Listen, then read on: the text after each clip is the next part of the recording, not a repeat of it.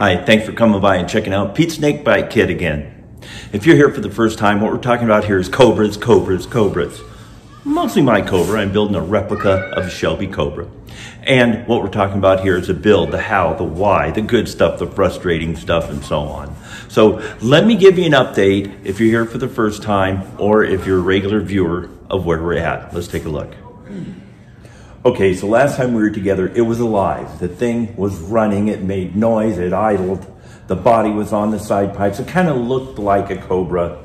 Doesn't look so much like a Cobra now. Gotta go forwards to go back.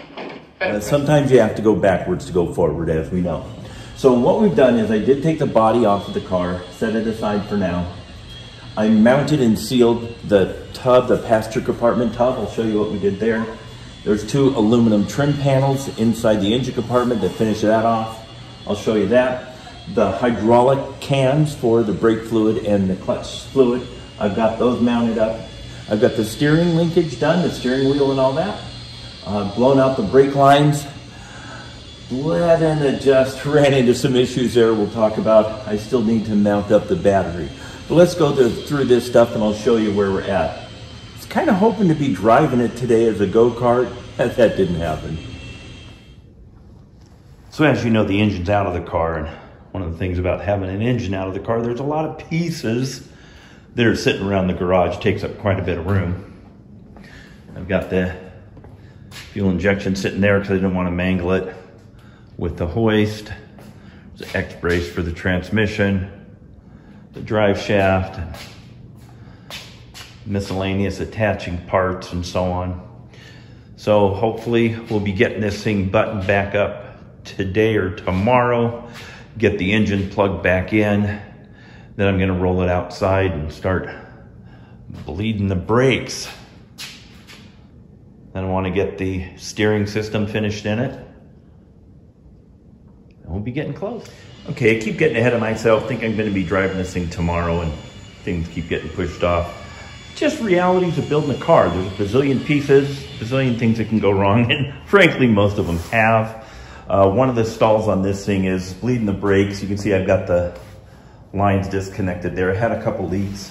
So I ordered some fittings from Amazon that are coming.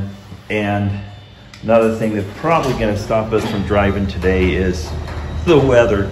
Even if I could take this thing out and go-kart trim, yeah, it's not gonna happen today. You might remember last New Year's Day I did a video and we'd had some snow.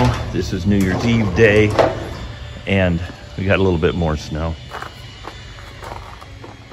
The truck's all white. There's my neighbor Chandler blowing the snow off the driveway. It's a good day in Utah. So the steering linkage is all done up.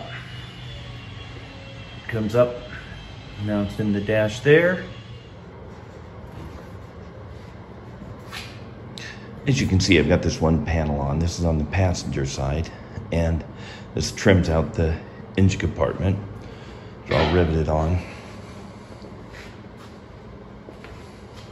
This side I'm working on.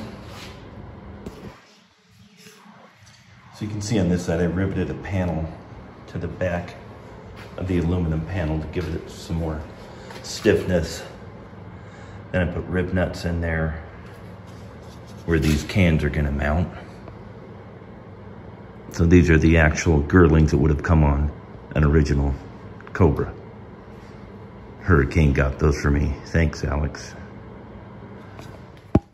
So now both those panels are in. Front side, back side that trims out the engine compartment. And there's those girdling cylinders mounted up there. And what I did to kind of stiffen that panel is put another piece of aluminum across the back, and the rib nuts go through both of those in the rivets. The other thing I did is got the tub sealed to the frame. These aluminum angle pieces there help seal that in because there's actually a gap there where the frame doesn't match up to the tub to make clearance for the trans tunnel there, of course. That's what we look like there. So here we've got the inside of the foot box. You can see how these rivets went across here and then have sealer underneath there to seal the box in. And then on the other side of this are those aluminum trim panels you saw on the outside of the foot box. So the steering linkage is all done up. Comes up, mounts in the dash there. And then here we are to the business end of things.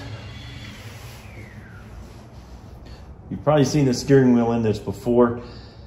It was just mocked up in there. It's ready to go now. Being how it's New Year's Day, this is my last installment for 2021. Remember 2020? We thought it couldn't get weirder. Then 2021 came along. 2022 is going to be a good year. Anyway, here's what we've got done. One nice thing about making a list is crossing stuff off. So, need to take the body off. You can see we got that off. Wanted to mount and seal the tub. We got that mounted and sealed. Wanted to get those aluminum panels in the engine compartment. Got it. Wanted to mount those girdling cans. Got it. Wanted to get the steering linkage mounted. Got it. Wanted to blow out the lines. Got it. Wanted to bleed and adjust the brakes. Okay, didn't quite get that one. We got to lead. And the battery tray we're going to mount next time. So then that brings us to our updated what I need to get done list, which is I need to get that battery tray mounted. I need to get the leaks fixed in the hydraulic system so I can bleed them and then adjust the brakes, the front to rear bias, and then get the engine back in. Then what? Then the only thing left to do is going to be do a burnout. Hey, I hope you've enjoyed these as much as I've enjoyed making them. This is my last one for the year. I wish you all a happy new year, and we'll see you on the next installation of Pete's Snakebite Kit.